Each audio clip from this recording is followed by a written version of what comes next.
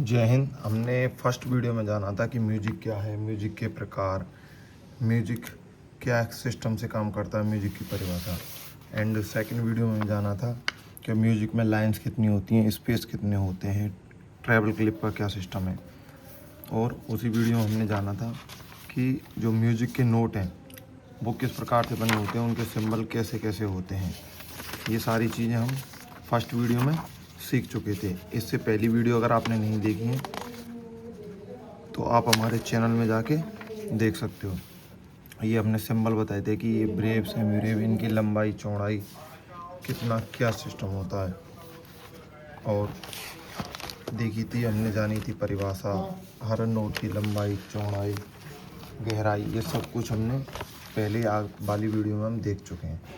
अब इस वीडियो में क्या जानेंगे हम कि इस वीडियो में देखने वाले हैं इससे आगे का पार्ट। इससे आगे का पार्ट ये है कि अब हमें समझना है कि हम नोट तो बजा रहे हैं, लेकिन जो ये लिखा होता है इसमें कई सारे चिन्ह होते हैं, उन चिन्हों को हम कैसे समझेंगे।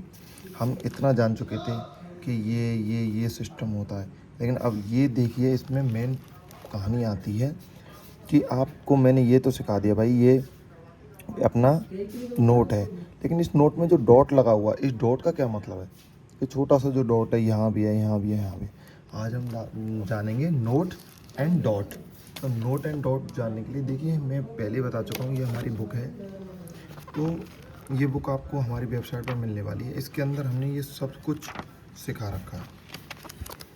इसके अंदर हमने सब कुछ ये करा रखा है, नोटेशन वगैरह। एक किताब आपने अभी तक नहीं ली है तो हमारी वेबसाइट सरकारी म्यूजिशियन.स्टोर पे जाके इसमें ब्रास बैंड के सारे इंस्ट्रूमेंट की इन्फॉर्मेशन, इसमें भाई वो सब कुछ है जो आपको भर्ती कराने के लिए सफिशिएंट है। देखिए, इस एक ही किताब के अंदर आपको कंप्लीट बिगुल का ज्ञान मिलने वाला है।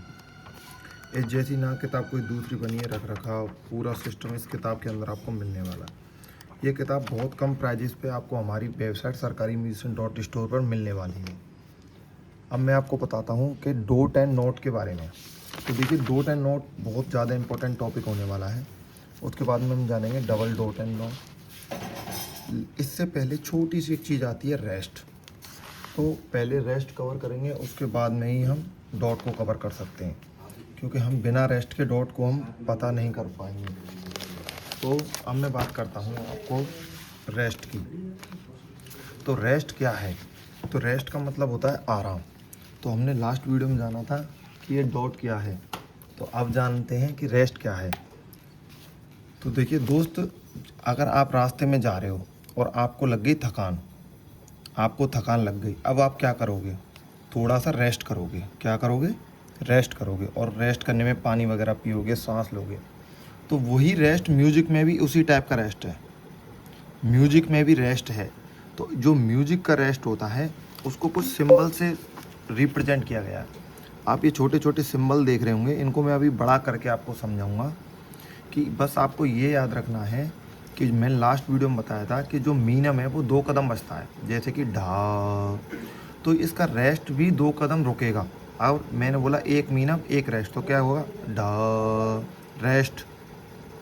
रेस्ट बोलने पर भी वो 2 ही कदम चलेगा, लेकिन म्यूजिक नहीं बजेगा। आपको वहाँ सांस लेनी है। कितनी लंबी सांस लेनी है? 2 कदम की सांस लेनी है।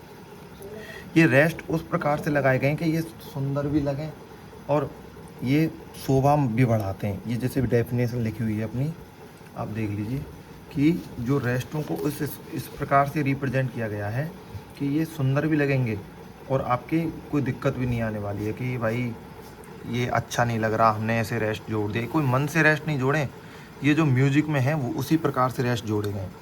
तो अपना टॉपिक होने वाला है name of note and rest. तो आज इसी टॉपिक के बारे में हम जानेंगे। तो आपने परिभाषा देख ली कि ये रेस्ट क्यों ज़रूरी है, क्योंकि भाई हम लगातार म्यूजिक नहीं बजा सकते, हमें थोड़ी सी सांस लेने के लिए भी रेस्ट चाहिए। तो अब मैं बताता हूँ कि अब आप ये नाम देख लीजिए। आपको लास्ट यहाँ तक आपको अच्छे से पता चल गया था कि ब्रेव, ब्रेव होता है ऐसा डबल डार्ड, सेमी ब्रेव होता है एक शून्य, मीनम होता है एक डंडा, क्रोचेट भरा हुआ पी, कोएबर में एक नीचे डंडा, फिर सेमी कोएबर में डबल डंडा। आपने लास्ट वीडियो नहीं देखी तो वो देख लीजिए, उनके बिना आप नहीं समझ पाएंगे। तो देखिए, हर इनमें से इसका ही रेस्ट है। अब जैसे मैं बात करूँ ब्रेव, तो ब्रेव का रेस्ट कैसा होगा, मैंने बताया था मेन ये सारी चीज़ें इसमें होती हैं। ये पूरा भरा हुआ,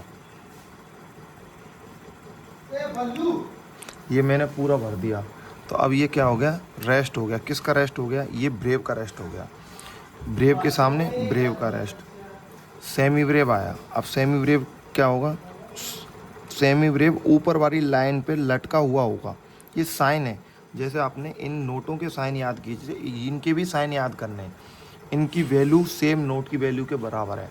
अगर नोट की वैल्यू 4 कदम है, कैसे ढ, तो रेस्ट की वैल्यू 4 कदम है, लेकिन थम मतलब कुछ बजेगा नहीं, सांस लेनी है, ढ। अब बात करते हैं अपने मीनम का रेस्ट। तो जो मीनम का रेस्ट है वो नीचे वाली लाइन पे रखा हुआ होता है। ये मीनम का रेस्ट हो गया। ये ब्रेव का रेस्ट, ये सेमी ब्रेव का, ये मीनम का। अब आता है क्रोचिट का रेस्ट। तो क्रोचिट कैसा होता है, भरा हुआ पी, भरा हुआ पी जैसा होता है। क्रोचिट का रेस्ट कैसा होता है, कैसे बनाना है इसको, पहले बनाए 2, ऐसे जेड सा बना दिया, जेड के बाद में उसमें ऐसे सी निकाल देना है। तो इसको याद रखना, 2C बना दिया। ये अपना किसका रेस्ट हो गया, क्रोचिट। अब ये क्रोचिट का एक दूसरा भी रेस्ट होता है। वो कैसे होता है, ऐसे डंडा लिया और ये ऐसे निकाल दिया। ए फॉर एडी बनाते हैं, इस टाइप से हमने ये रेस्ट निकाल दिया। अब बात करता हूँ कोएवर का रेस्ट। अब कोएवर का रेस्ट कैसा होता है, कोएवर का रेस्ट आया। अब मान लीजिए कोएवर, ये आ गया कोएवर। कोएवर कैसे बनता है, कोएवर पहले हमें पता है, कोएवर बनता है ऐसे। तो कोएवर का रेस्ट भी एक डंडे जैसा ही बनेगा। कैसे, सिंपल है, देखो ये कोएवर का रेस्ट।